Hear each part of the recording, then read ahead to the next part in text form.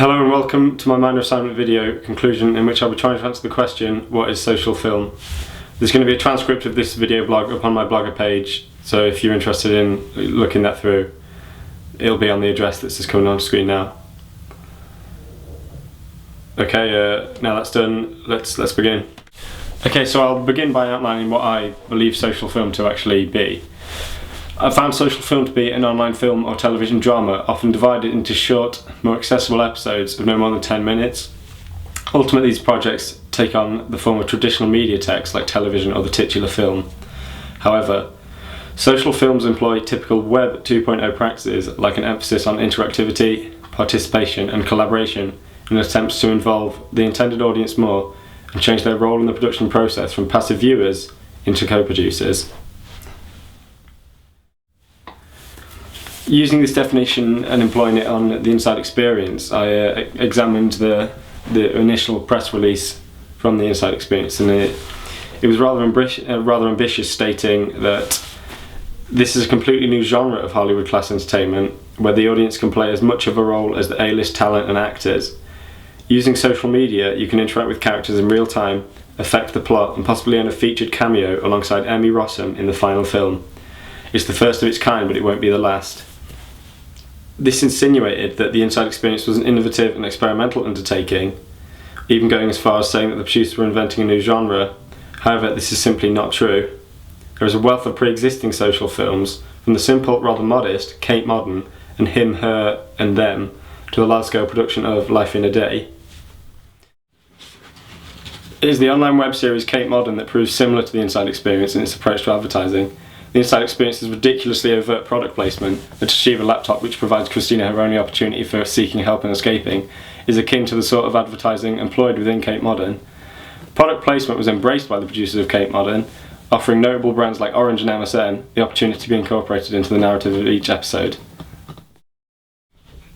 So-called advertainment strikes me as hollow and ever, with Toshiba and Intel's involvement in the Inside Experience reducing it to nothing more than a lengthy advertisement, in my opinion. Although I seem very much to be in the minority, with such invasive product placement not deterring the vast numbers of people who participated in the experience. Perhaps it was the opportunity to participate and be involved in such a novel production that aided them in their acceptance of the corporate sponsorship.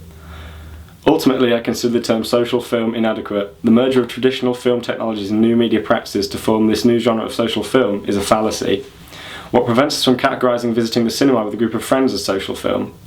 The local independent cinema, Phoenix Square, holds a monthly event called the Social Cinema, in which a theme is selected and 2 appropriate films are chosen for viewing by the audience.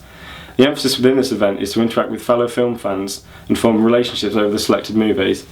This is practically identical to social film experiences exhibited on the internet, except online social film offering a greater opportunity for interaction within the media itself. Suggesting that social film as a concept referring exclusively to online projects is inappropriate. A suitable replacement would be interactive participatory drama, with an emphasis on the interactivity and participation that projects like KillCam Live and the Inside Experience offer users. The future for social film seems unclear. The Inside Experience and KillCam Live have enjoyed varying degrees of popularity and engagement from their respective audiences. The Inside Experience gained a dedicated community during its time of release, amassing a total of 55,926 likes of its page and accruing 5.5 million total upload views on its YouTube channel. This leads me to believe that it enjoyed a modest amount of success. However, this level of interaction ceased abruptly following the release of the final film. This striking me as odd considering the level of dedication with which some participants were displaying, eating and sleeping next to their computers so as not to miss an important moment. The very nature of the final film can be blamed for this drop in participation, it simply being a compilation of the pre-existing episodes with no inclusion of any of the audience-generated content whatsoever. This has led me to conclude that the participation offered by the Inside Experience was minimal at best, with users possessing virtually no chance to affect the predetermined narrative. In contrast to this statement, I believe that the Inside Experience provided much in regards to interactivity, when considering Cuse's definition of interactivity, which is that interactivity can be defined as the degree to which a communication technology can create a mediated environment in which participants can communicate one-to-one, one-to-many, and many-to-many, both synchronously and asynchronously, and participate in reciprocal message exchanges. With regard to human users, it additionally refers to the ability of users to perceive the experience to be a simulation of interpersonal communication and increase their awareness of telepresence. The Inside Experience most definitely fulfilled this promise, offering a well-maintained Facebook page, a YouTube channel and a dedicated website through which participants could form new interpersonal relationships with other users.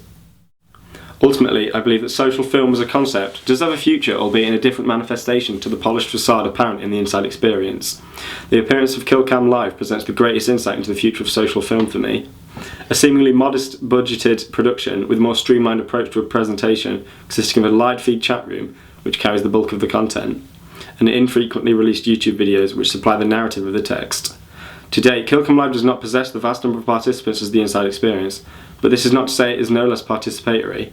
Members of the Killmunity constitute a passionate group of interconnected individuals whose bonds and relationship transcend their humble beginnings as participants of an online interactive web drama. It is this level of dedication and immersion that leads me to consider such a future for social film, in that enthusiastic users exist and actively seek out such opportunities for collaborative production and interpersonal communication through social film projects. It is these individuals that provide a platform for these projects to thrive and succeed, literally willing to sacrifice food and sleep in order to fully immerse themselves in their selected alternative reality. Well, those are my thoughts and conclusions on the subject. Please don't hesitate and give me feedback about anything I said or how I presented it. Otherwise, thank you very much for watching. I hope it proved beneficial, and until next time, goodbye my friends.